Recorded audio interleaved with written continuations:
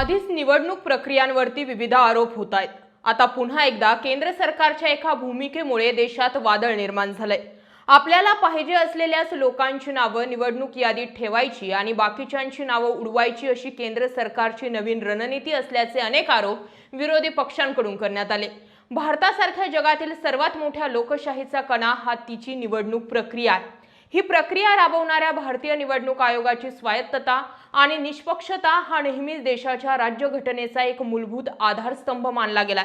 परंतु गेल्या काही काळापासून मुख्य निवडणूक आयुक्त आणि निवडणूक आयुक्तांच्या नियुक्ती प्रक्रियेवरून केंद्र सरकार आणि सर्वोच्च न्यायालय यांच्यात निर्माण झालेला वाद हा नेहमीच चर्चेचा विषय ठरतोय।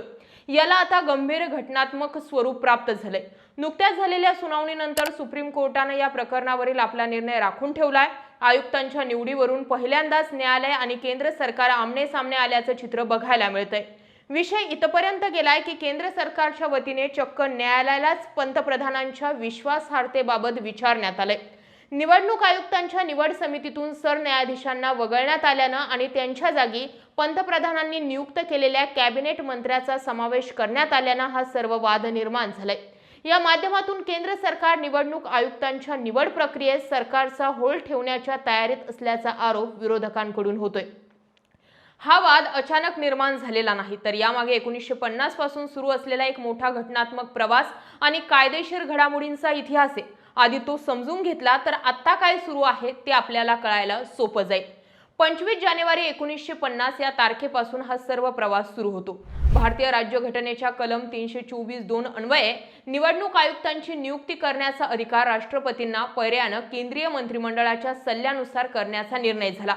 मात्र यात स्पष्ट नमूद होतं की संसदेने यावर कायदा करेपर्यंतच ही व्यवस्था राहील। संसदेने पुढील 73 वर्षे यावर कोणताही ठोस कायदा केला नाही, त्यामुळे नियुक्तीचे संपूर्ण नियंत्रण सरकारच्या हातात राहिलं। 1990 ते 2015 दरम्यान विविध समित्यांचे यावर प्रस्ताव आले। निवडणूक आयोगातील सरकारी एकाधिकारशाही संपवण्यासाठी 1990 मधील दिनेश गोस्वामी समिती, 2002 मधील संविधान पुनरावलोकन आयोग आणि 2015 मधील विधी आयोगानं नियुक्ती समितीत भारताच्या सरन्यायाधीशांना समाविष्ट करण्याची शिफारस केली होती। नोव्हेंबर 2022 मध्ये निवडणूक आयुक्तांच्या नियुक्तीत पारदर्शकता नसल्याचा आक्षेप घेणाऱ्या अनेक जनहित याचिकांवर सुप्रीम कोर्टाच्या 5 न्यायाधीशांच्या घटनापीठासमोर अंतिम सुनावणी सुरू झाली। 2 मार्च 2023 ला न्यायमूर्ती के.एम. जोसेफ यांच्या अध्यक्षतेखालील घटनापीठाने ऐतिहासिक निकाल दिला। संसदेने कायदा करेपर्यंत निवडणूक आयुक्तांची निवड करण्यासाठी पंतप्रधान, लोकसभेतील विरोधी पक्षनेते आणि भारताचे सरन्यायाधीश यांची त्रिसदस्यीय समिती स्थापन करण्याचे आदेश दिले। ऑगस्ट ते डिसेंबर 2023 दरम्यान सुप्रीम कोर्टाचा हा निर्णय फिरवण्यासाठी केंद्र सरकारने संसदेत नवीन विधेयक आणलं आणि तिथूनच या वादाला सुरुवात झाली। डिसेंबर 2023 मध्ये मुख्य निवडणूक आयुक्त आणि इतर निवडणूक आयुक्त अधिनियम 2023 संसदेच्या दोन्ही सभागृहात मंजूर झाला। या कायद्यानुसार सरन्यायाधीशांना समितीतून वगळून त्यांच्या जागी पंतप्रधानांनी नियुक्त केलेल्या एका कॅबिनेट मंत्र्याचा समावेश करण्यात आला। थोडक्यात आता निवडणूक आयुक्त निवडीचा अंतिम कल हा केंद्र सरकारकडे झुकताना दिसत होता। जानेवारी 2024 ला केंद्र सरकारच्या नवीन कायद्याच्या वैधतेला आव्हान देणाऱ्या याचिका सुप्रीम कोर्टात दाखल झाल्या। कोर्टाने कायद्याला अंतरिम स्थगिती देण्यास नकार दिला, परंतु केंद्र सरकारला नोटीस बजावली। जुलै 2026 मध्ये म्हणजे काहीच दिवसांपूर्वी न्यायमूर्ती दीपंकर दत्ता आणि न्यायमूर्ती सतीश चंद्र शर्मा यांच्या खंडपीठासमोर या प्रकरणावर 5 दिवस जोरदार युक्तिवाद झाला। 30 जुलै 2026 रोजी सुप्रीम कोर्टानं हा वाद 5 न्यायाधीशांच्या मोठ्या घटनापीठाकडे सोपवायचा की नाही यावर कोर्टानं आपला निर्णय राखून ठेवला। या प्रकरणाच्या सुनावणी दरम्यान अनेक कायदेतज्ञांनी आपली मतं मांडलीत। ॲडव्होकेट प्रशांत भूषण यांनी सुनावणी दरम्यान युक्तिवाद करताना स्पष्ट इशारा दिला की नवीन कायद्यामुळे नियुक्ती समितीमधील रचनेचे पारडे 2-1 असे पूर्णपणे सरकारच्या बाजूने झुकतंय। यामुळे सरकार नेहमी स्वतःच्या मर्जीतील व्यक्तींचीच निवडणूक आयुक्त म्हणून नियुक्ती करू शकतं। साहजिकच नवीन आयुक्त पंतप्रधानांचा माणूस म्हणून काम करेल, ज्यामुळे निवडणूक आयोगाच्या स्वायत्तेला सुरुंग लागेल। ज्येष्ठ वकील विजय हंसरिया कोर्टात बाजू मांडताना म्हणाले, या कायद्याच्या कलम 7 मुळे नियुक्ती प्रक्रियेत पूर्णपणे कार्यकारिणीला प्राधान्य मिळाले।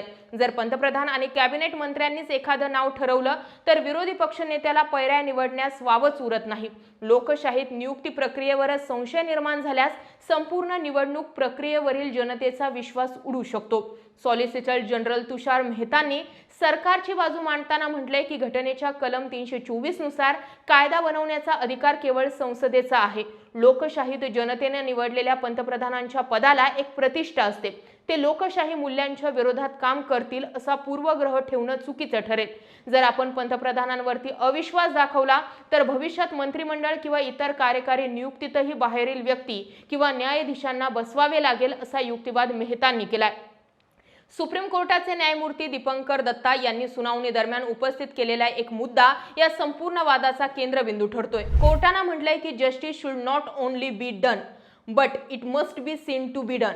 निवडणूक आयोगाने केवळ कागदावर स्वतंत्र असून चालणार नाही, तर तो स्वतंत्र आणि निष्पक्ष असल्याचं जनतेलाही दिसलं पाहिजे असं कोर्टाचं म्हणणं आहे. न्यायालयाने अत्यंत तार्किक प्रश्न विचारला की जर सीबीआय संचालक किंवा लोकपाल यांच्या निवडीत पारदर्शकता आणण्यासाठी देशाचे सरन्यायाधीश समितीत असू शकतात, तर ज्या संस्थेवर संपूर्ण देशाची लोकशाही व्यवस्था टिकून आहे त्या निवडणूक आयोगाच्या निवड समितीतून त्यांना का वगळलं गेलंय? समितीमध्ये 2 सदस्य सरकारच्या बाजूचे आणि 1 सदस्य विरोधकांचा असल्यानं तिसरी व्यक्ती ही तटस्थ असायला हवी असं कोर्टानं केंद्र सरकारला सुनावलंय.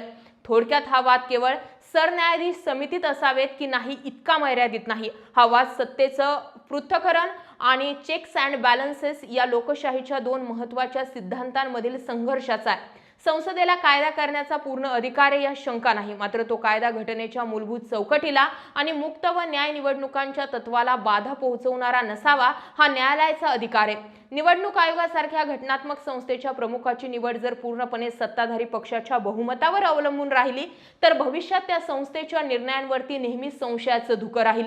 म्हणूनच लोकशाही निकोप ठेवण्यासाठी या निवड समितीत न्यायाधीशांऐवजी एखादी अन्य तटस्थ घटनात्मक व्यक्ती समाविष्ट करून दिसणारी निष्पक्षता कायम ठेवणं हाच यावरील सुवर्ण मध्य ठरू शकतो. आता सुप्रीम कोर्ट यावर काय घटनात्मक तोडगा काढतंय याकडे संपूर्ण देशाचं लक्ष आहे. मात्र या मुद्द्यावरून गेल्या अनेक दिवसांपासून निवडणूक आयोग आणि निवडणूक प्रक्रियेवरती प्रश्नचिन्ह निर्माण केले गेले होते आणि आता त्याच निवडणूक आयोगाच्या आयुक्त निवडीवरून सुप्रीम कोर्ट विरुद्ध केंद्र सरकार अशा पद्धतीचा युक्तिवाद सुप्रीम कोर्टात सुरू आहे. तुम्हाला काय वाटतं?